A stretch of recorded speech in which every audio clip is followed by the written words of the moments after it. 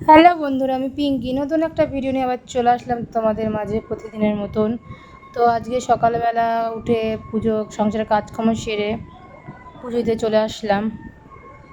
আর ওয়েদারটা দেখো কী ভালো যে লাগছে, বলার মতন না। তো কিছু নাইটি ছিল, দুটো নাইটি ছিল, ধুয়েছিলাম, সেই নাইটি দুটো মেলে দিলাম। তো মেলে এবার ঢুকবো ঠাকুর ঘরে, ঠাকুর ঘরে পুজো দেবো, ঠাকুর ঘরে পরিষ্কার করে পুজো দেবো। তো প্রথমে একটুখানি গান চালিয়ে নেবো, যেহেতু আমি গান শুনতে ভালোবাসি। আর পুজো করতে করতে না গান চালিয়ে পুজো দিতে হেবি মজা লাগে, মানে ভালো লাগে, বেশ ঠাকুরের গান চলবে।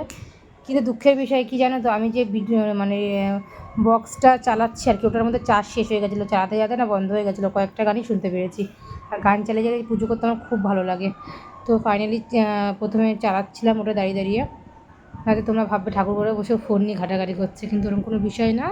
তো ঠাকুর ঘরে হচ্ছে আমি ফোনটা এই জন্যই নিয়ে এসেছি, গানটা চালানোর জন্য, ব্লুটুথে গান চালাবো।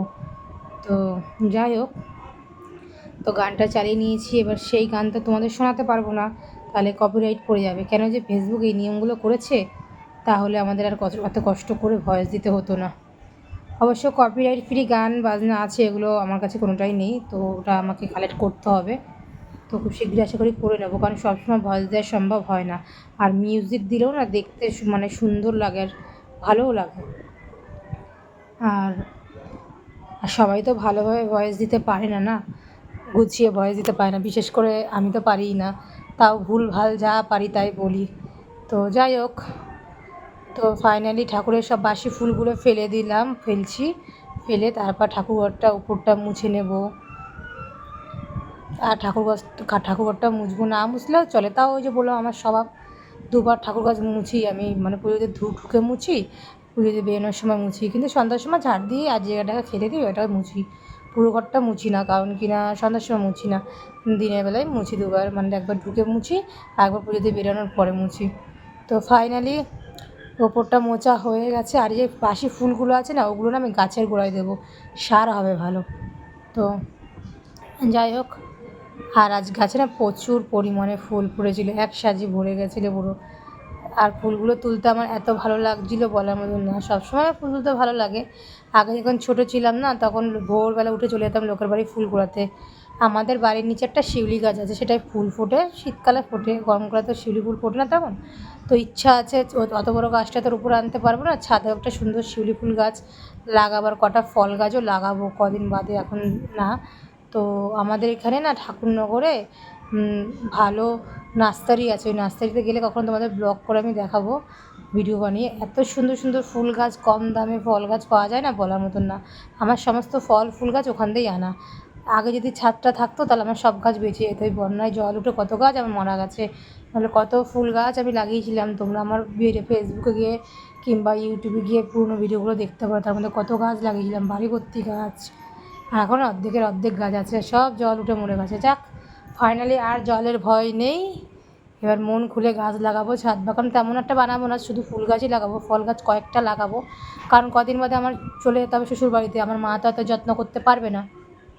তো ফুল গাছ কটা লাগিয়ে দিয়ে যাবো, যাতে ভালোভাবে ফুল দিয়ে পুজো দিতে পারে। আর ফল গাছ নর্মালি লাগাবো, যাতে বেশি যত্ন করতে না হয়। আর যদি শ্বশুরবাড়িতে গিয়ে কোনো দিন সেরকম সুযোগ পাই, সেরকম মন মতো করে ছাদ বাগান ওখানে তৈরি করবো, ওখানেই ভালোভাবে বানাবো। তো যাই হোক, ফাইনালি ফুল টুল তোলা কমপ্লিট, দেখো কত ফুল ফুটেছে, সেই ফুল নিয়ে চলে আসলাম পুজো দিতে। এখন একটু গঙ্গার জল ছিটিয়ে নিলাম নিজের গায়ে, সারা বাড়িতেও ছিটিয়েছি প্রথমে ঢুকে। তারপর সব ঠাকুরের ঘটে জল ঢালবো, জল ঢেলে শিব ঠাকুরকে স্নান করাবো, তারপরে সব ঠাকুরকে স্নান করাবো। তারপরে তোমার হচ্ছে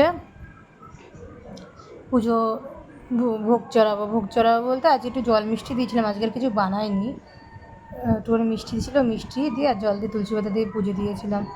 তো দেখি কালকে কী পুজো দেবো, কালকে কী বানায়।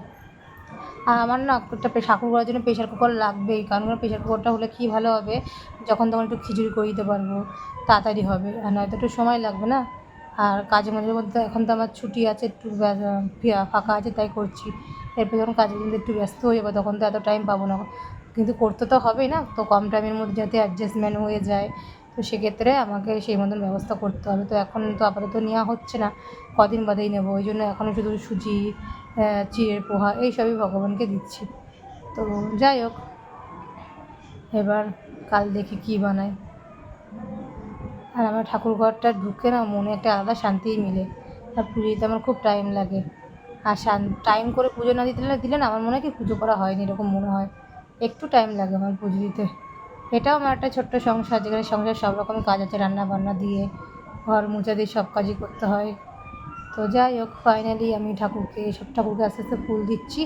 আর ফুল আমি সবসময়ের জন্য ভগবানের কী করি, ফুলের মধ্যে চন্দন দিই, সিঁদুর দিই, কারণ কপালে দিই না। আগে আমি দিও না, অনেক পস্তেছি, ঠাকুরের মুখে দাগ হয়ে যেত। তো এখন থেকে ভেবে নিয়েছি ফুল আমি চন্দন আর সিঁদুরে ফোঁটা ফুলের মধ্যেই দেবো, ঠাকুরের গায়ে দেবো না। তো বন্ধুরা, কারা কারা আমার মতো এরকম পুজো করো অবশ্যই আমাকে কমেন্ট করে জানাবে। পুজো করতে ভালোবাসো, আমি তো খুবই ভালোবাসি। তো যাই হোক, এবার আমি ফুল দেওয়া হয়ে গেছে। এবার তারা মাকে স্নান করাচ্ছি। করানোর পর তারা মাকে স্নান করতে ভুলে গেছিলাম, তারপর দেখলাম তারা মাকে স্নান করানো হয়নি, তারা মাকে স্নান করালাম। করানোর পর সব ঠাকুরকে স্নান টান করে যা যা করা করলাম, সবাইকে ফুল দিলাম। ফুল দেওয়ার পরে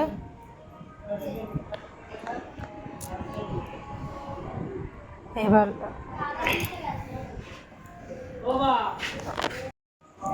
আর যা গরম পড়েছে বলার মতন, ওপরের টিন তো আরও গরম লাগে। আমার ঠাকুরঘরেও পাখা লাগিয়েছি, জানো তো বন্ধুরা, তোমাদের দেখানো হয় না, কিন্তু পাখা লাগিয়ে কী হবে, পাখা তো জ্বালাতে পারি না প্রদীপের জন্য।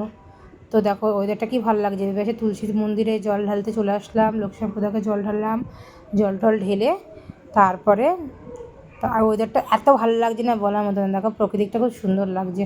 এদিকে জল ঢালা হয়ে গেছে, এদিকে একটু প্রদীপ আর ধূপ ধুনোটা দেবো, দিয়ে তারপরে ওইদিকে পুজোটা সারবো। ফাইনালি জানি না কবে দিকে জানলার কাজ ফাজ লাগাতে পারবো। এখানে ভাবছিলাম ব্যালকনি সিস্টেম রাখবো, কিন্তু ব্যালকনি সিস্টেম রাখার উপায় নেই। বর্ষাকালে জল এসে পুরো তলিয়ে যায়, ভিজে যায়, তো সেক্ষেত্রে কাচ লাগিয়ে দিতে হবে। তো যাই হোক, দেখা যাক ভগবান কবে যায়, তবেই হবে। যাই হোক, জানলা ফালনা খোলা দিয়ে আছে, যা প্রচুর পরিমাণে হাওয়া ঢুকছে ঠাকুরঘরে। দেখো পর্দাগুলো কিন্তু নড়ছে, বুঝতেই পারছো, পাখা কিন্তু চলছে না ওপরে। আর টিনের গরম হলেও কোনো মালুম পড়ে না, যেহেতু এত পরিমাণে হাওয়া চলে না,